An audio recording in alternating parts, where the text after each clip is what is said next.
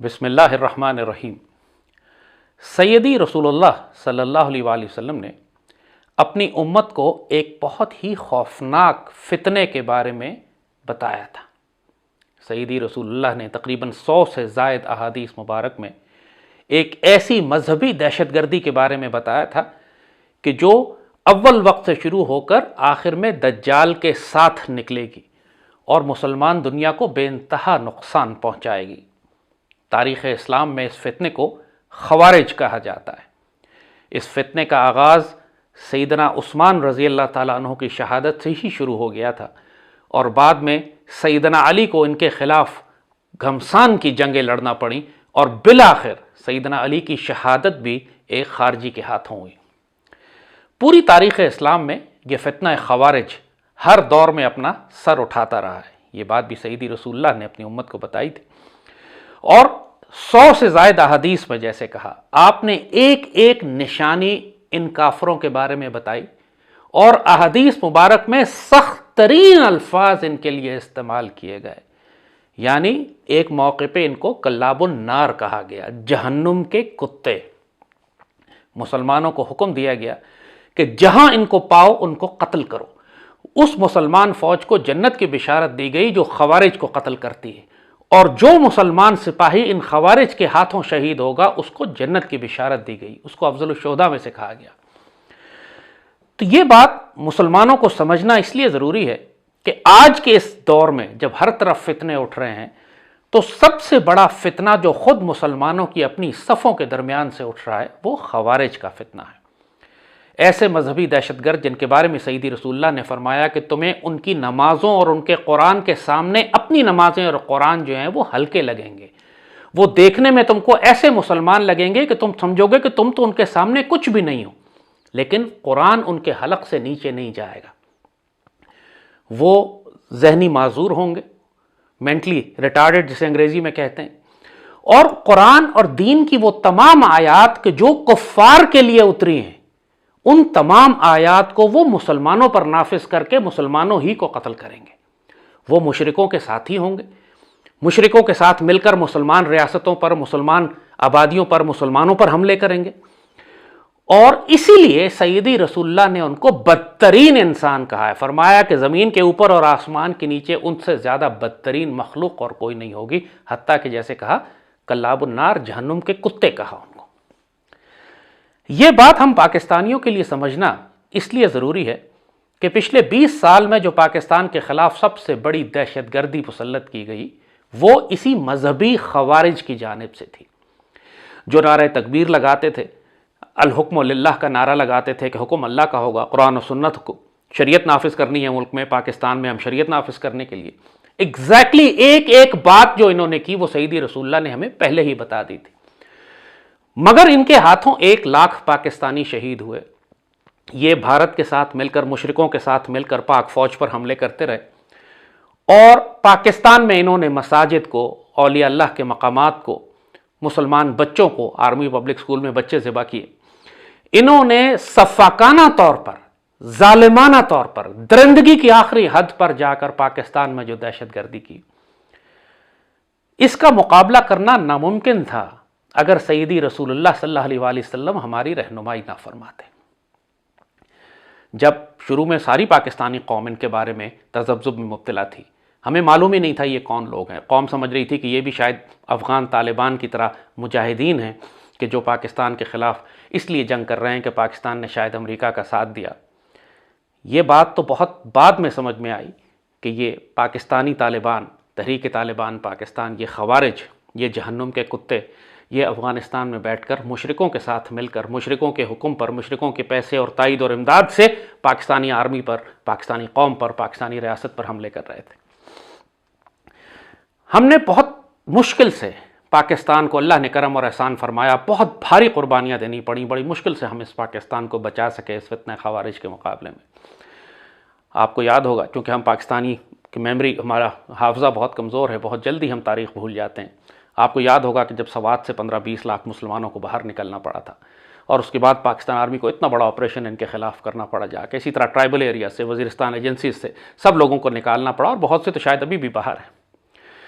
تو یہ بات کرنے کا مقصد یہ ہے کہ اب اس وقت جب پاکستان نے پہلے حملے کو ان کے پیچھے دھکیل دیا ہے اور یہ دوبارہ افغانستان جا کر اپنے آپ کو منظم کر رہے ہیں، ایک بہت بڑا فتنہ دوبارہ سر اٹھا رہا ہے، اور اس کے اپنی قوم کو، پاک فوج کو، اپنی حکومت کو اس سے آگاہ کرنا ضروری ہے۔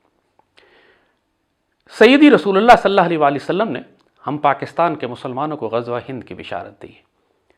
سیدی نے یہ فرمایا ہے کہ آخری دور میں ایک مسلمانوں کا ایک لشکر، پاکستان آرمی کا ذکر کیا جا رہا ہے، تمام نشانیاں جو بتا رہے ہیں سیدی رسول اللہ پاک فوج کے بارے میں، ایک غیر عربوں کی ایک فوج جس کے لشکر، جس کے جنگجو عربوں سے بہتر ہوں گے، جس کے ہتھیار عربوں سے بہتر ہوں گے، جو خراسان کی جانب سے نکلے گی۔ خراسان کی جانب، یہی سارا علاقہ ہمارا پاکستان کا، وہ ہندوستان کے مشرکوں سے لڑے گی۔ کم از کم 15-20 احادیث سیدی رسول اللہ کی جو آخری دور کے حوالے سے، دور فتن کے حوالے سے ہیں، وہ تمام نشانیاں اور بشارتیں پاکستان کی ریاست، پاک سرزمین، اس مدینہ ثانی اور اس پاک فوج کی بشارت ہے، اس کے لیے بشارت ہے۔ اور غزوہ ہند بھی پاکستان آرمی کے نصیب میں اللہ نے لکھا ہے، پاکستانی قوم کے نصیب میں لکھا ہے۔ آرمی اکیلے نہیں لڑے گی، پوری قوم لڑے گی۔ مگر چونکہ پاکستان کی ریاست نے ابھی تک غزوہ ہند کے سیدی رسول اللہ کے حکم کو قبول نہیں کیا ہے، ابھی تک اس کو ہم نے اسے کہتے ہیں اون نہیں کیا ہے، ریاست ابھی تک ایک جو بیانیہ ہے ریاست کا، اس میں غزوہ ہند کا ذکر نہیں ہے، تو ان خوارج نے ایک نئی چال چلی کہ اپنے آپ کو غزوہ ہند کا مجاہد دکھانے لگے۔ انہوں نے یہ اب اپنے اندر ایک نیا پروپیگنڈا شروع کیا، اور وہ یہ کہا ہے کہ اصل غزوہ ہند کے مجاہد تو یہ ٹی ٹی پی کے خوارج ہیں، اور یہ خراسان کے علاقوں سے نکلے، اور یہ پاکستان سے جنگ اس لیے کر رہے ہیں کہ پاکستان چونکہ ہند کا حصہ ہوا کرتا تھا پہلے، اور یہ تقسیم تو صرف 47 میں آئی ہے، اور اس سے پہلے پورا پاکستان ہند کا حصہ تھا، لہٰذا پاکستان کی ریاست کو تباہ کرنا غزوہ ہند کا حصہ ہے۔ ان للہ و انا الیہ راجعون۔ جیسے ہم نے کہا کہ اس فتنے کے بارے میں سیدی رسول اللہ نے ہمیں یہ بات بہت پہلے بتا دی تھی کہ یہ وہ آیتیں، وہ احادیث جو کفار کے لیے نازل ہوئی ہیں، ان کو مسلمانوں کے اوپر نافذ کر کے مسلمانوں کو قتل کریں گے، اور ایگزیکٹلی یہی کر رہے ہیں۔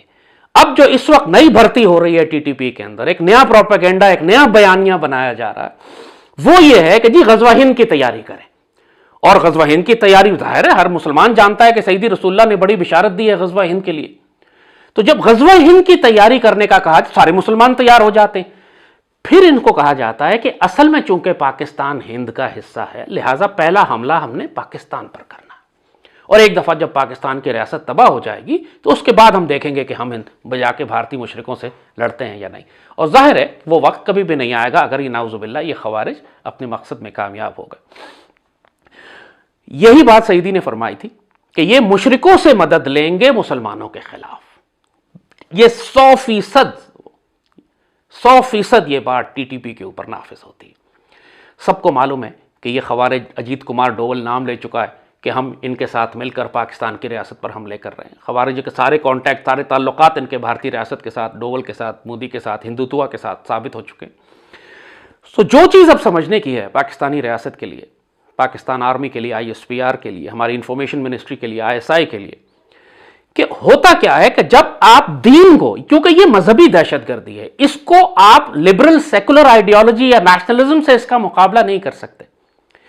جب ہندوتوا آئیڈیال 2007 آپ کو یاد ہے، وہ تقریباً اگین 13-14 سال ہو گئے ہیں، بچے بھول جاتے ہیں، نوجوان تو خیر ہیں ہی لیکن بڑے بھی بھول جاتے ہیں، کہ پاکستان کی پوری ریاست پہ اس طرح حملے ہو رہے تھے کہ GHQ کے باہر لیفٹیننٹ جنرل مشتاق شہید ہوئے، ہمارے اسکولوں پہ، دفتروں میں، ISI کے ہیڈ کوارٹرز پہ، GHQ پہ حملے ہو رہے تھے۔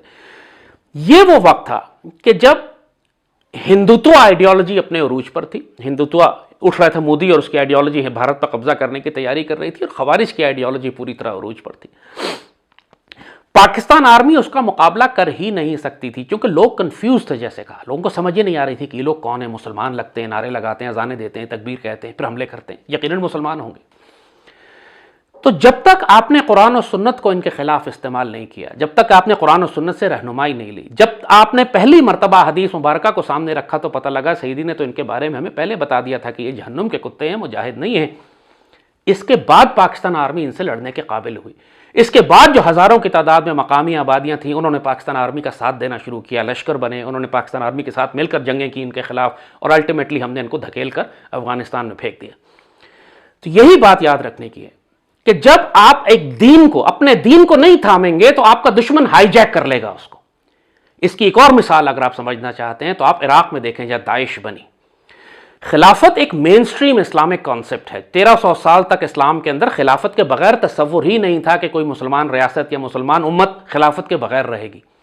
سیدنا ابو بکر صدیق سے خلافت راشدہ شروع ہوئی, اس کے بعد خلافت امید ہو, چاہے بنو عباس ہو, چاہے عثمانی ہو, حتیٰ کہ ایون جو ایک اسماعیلی حکومت بنی مصر میں, اس نے بھی اپنے آپ کو خلافت کا نام دیا.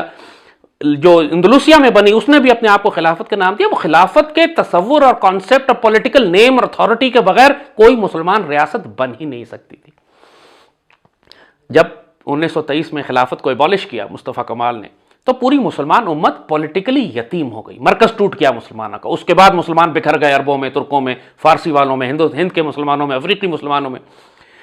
چونکہ کفار جو تھے ہمارے مسلمانوں کی اس مرکزیت کی طاقت کو جانتے تھے, تو کسی مسلمان ریاست نے اس کے بعد خلافت کو کلیم نہیں کیا.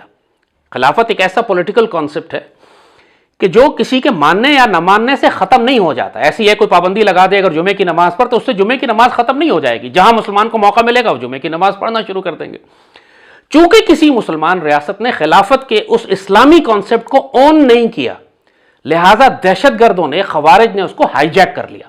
عراق میں جب داعش نکل آئی, اور داعش بنی بھی موساد کی تھی.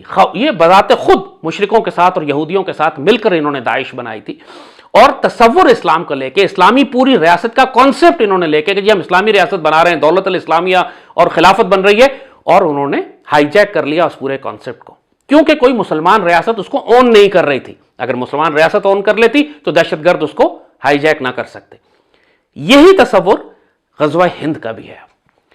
پاکستان کی ریاست اگر غزوہ ہند کو اون نہیں کرے گی, اگر پاکستان آرمی غزوہ ہند کو اپنا ایک ڈاکٹرن اور آئیڈیالوجی نہیں بنائے گی, تو پھر خوارج اس کو استعمال کریں گے پاکستان کی ریاست کے خلاف.